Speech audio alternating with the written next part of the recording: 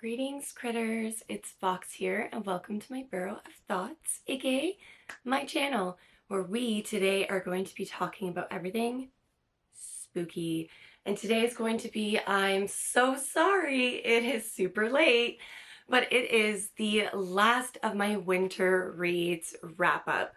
These are the books that I read in the last month of winter. 1 month, 4 books, kind of proud. So settle into your burrows because things are about to get spooky. Okay, so the first book that we are going to be talking about is Survive the Night by Danielle Vega. So a little bit about the plot of this book. An underground rave is more than a party when a group of friends finds one of them mangled and dead. And what's worse, they can't find the way out and everybody is gone. And what's more, something is chasing them. Okay, so first off, Survive the Night by Danielle Vega. I will get into the review, but I want to issue a trigger warning for substance abuse and addiction. It is very, very, very much in this book. It is a part of the tone of it, and I just want to be upfront that it is prominent in the story. So let's just get right into it. So this book has such good pace. I loved it. You could feel the party, the energy, wanting to have a good time, but also staying good on your journey of sobriety. It was really fun. It was a really fun read. There is a diverse group of characters. You have, people to root for, people to not root for, but you also had a good dynamic of relationships in this book, and for how short it was, I was really impressed in how much that was explored and that it didn't take away from the spook factor of this story. In regards to the spook factor, there is action in this book. There is running in subway, abandoned tunnels, catacomb vibes, run for your life, action. There is blood, but it's not overly extreme horror. This is, I would say, a middle grade gore level. It's not overpowering, basically. And the whole underground rave thing was so as above and so below. And The Catacombs by Jeremy Bates, I found the movie and that book met with the best trope and twist ever. I like this book better than Jeremy Bates' Catacombs. It is a great abandoned, trying to get out of an abandoned place, read. It is really, really, really, really fun. And like I said, the twist is great. The ending is great. It was just so much fun. And I was so happy to read it. I was a little nervous because, yeah, there's a mix of tropes, but the way this ended,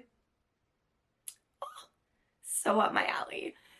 Anyway, I'm going to be rating Survive the Night by Danielle Vega 5 tails out of 5. And if you read it, I think you'll understand why this is so up my alley. I don't want to give too much away because it is super short, but it's a goodie. It's a goodie. I highly recommend. The next book we're going to be talking about is Frightmares by Eva V. Gibson. A little bit about the plot of this one. A summer job at a haunted house seems like a good time. It'll be a breeze, he thought. It'll be fun, he thought. And that is up until one of their co-workers is found dead. And then the body goes missing. And he is thrown into a whirlwind of whodunit. And that's not exactly what he signed up for when he got this job. Okay, so my thoughts on Frightmares. Now, it is a short read like Danielle Vega's book. But let me tell you something. There's not as much going on in this one. It has mystery meets slasher, kind of like a Scream vibe. But there's just not a lot of action. There's not a lot of running from a killer and that kind of vibe. It's more of a mystery, and I'm exhausted from being so entangled in this situation. And what do I do? How do I get out of it? Wah, that the spook factor just bombed in this book. It does have a cute love interest, but when it comes to horror, love interest is mostly hit than, or miss than hit, sorry. I don't find a lot of relationships that are romantic to vibe with stories. I find they're really hard to integrate into stories, so I respect the effort, but it was just cutesy wootsy. It definitely brought this book into a, I would say, YA read. The characters are flat. The characters are so flat, and I think that's because the writing style itself is just subpar. The mystery of whodunit lacked intrigue, it lacked the pace. It was just a slow burn for such a short book, and I feel terrible because I'm sure Eva V. Gibson put in a lot of effort into this read, and I'm sure it'll be for somebody, especially a younger audience. But for me, I love a haunted house, had higher hopes, let down. I am reading Frightmares, 1 tail out of 5. Okay, the next book we will be talking about is The Patient by Jasper Dewitt. So a little bit about the plot of this book. A doctor takes on a deadly, undiagnosable patient, or so people will say, but this ambitious doctor is determined to diagnose him. But unfortunately, he is thrown in a world of psychological and supernatural terror. Okay, so for The Patient by Jasper Dewitt, trigger warnings for animal cruelty, sexual abuse, and self-harm, unfortunately. So this book is very psychological and supernatural, but the psychological takes the lead. And I really think the realism of the trauma that these patients and the patient goes through are so visceral and real that I have to issue a trigger warning. I digress. Let's get into the review. So the writing style is really cool. It is written in the format of a blog of this doctor and his experience with trying to treat this patient. It is really clinical, a little cold, very much what I would assume a doctor would write like on a blog. So I found that really interesting, and it's a bit of a slow burn, but the way it's written, you get hooked. I loved it. I loved the writing style. The formatting was great. You even got to read like doctor's notes and things like that. So it was really, really, really cool. It is super short, but oh my goodness gracious, a lot happens in this book. I don't want to give too much away because it's so short, but the psychological warfare that you are about to be under if you read this book will take you for a ride. And the ending, maybe like myself, might leave you going,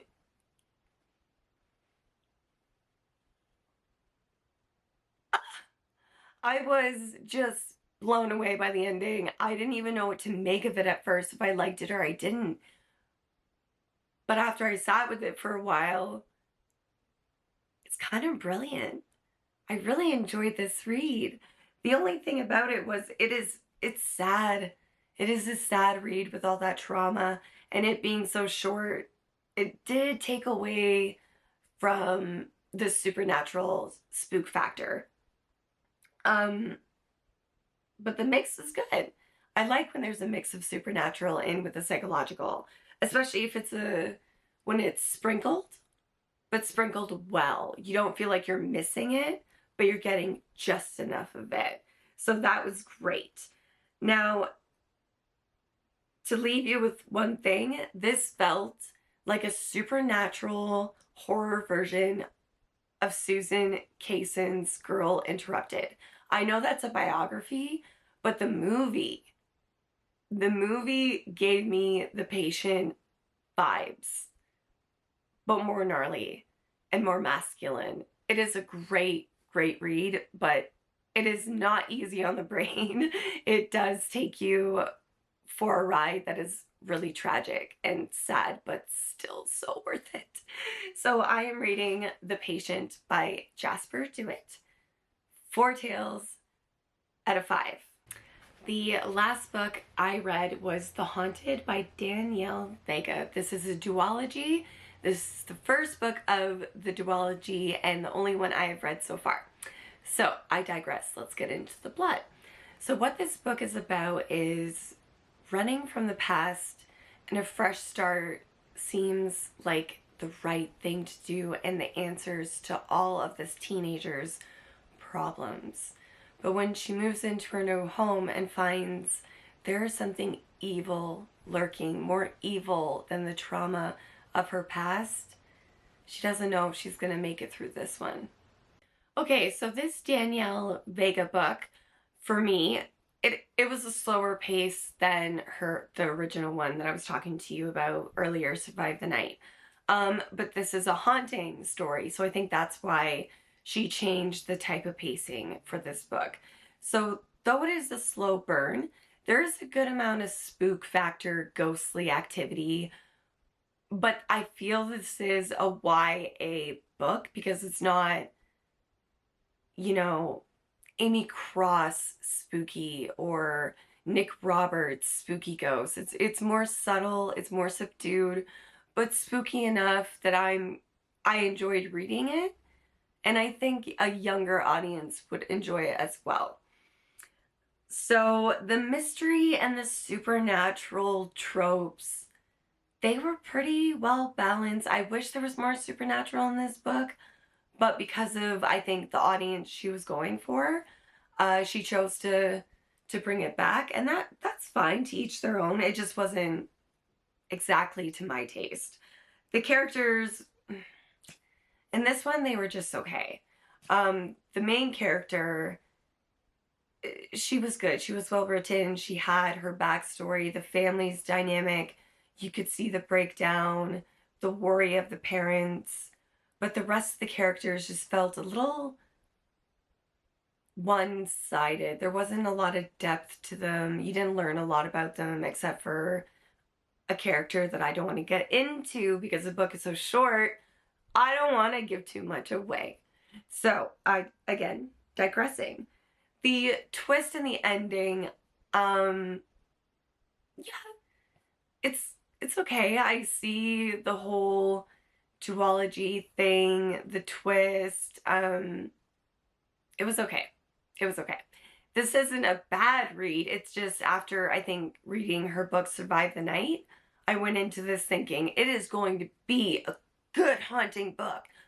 Top notch. But you can't do that with authors. Authors are always growing and, you know, just never go into a book with expectations, Fox. Like, goodness gracious. Live by your own words. But I did, and I still enjoy this book. It just wasn't as good as Survive the Night. That all being said, I am rating this one 3 tails out of 5. Well, critters, that's all from this Den of Frights today. Thank you so much for being here, watching, and your support, your patience. I know it's been a long time since I've done a video. As you can probably hear, I'm still dealing with some health stuff, and I'm doing my best. So thank you again. It means the whole wide and wild wilderness to me, critters. You being here, your support, your comments, everything. It's awesome. Thank you so much. And until next time, stay cozy and stay spooky. Bye.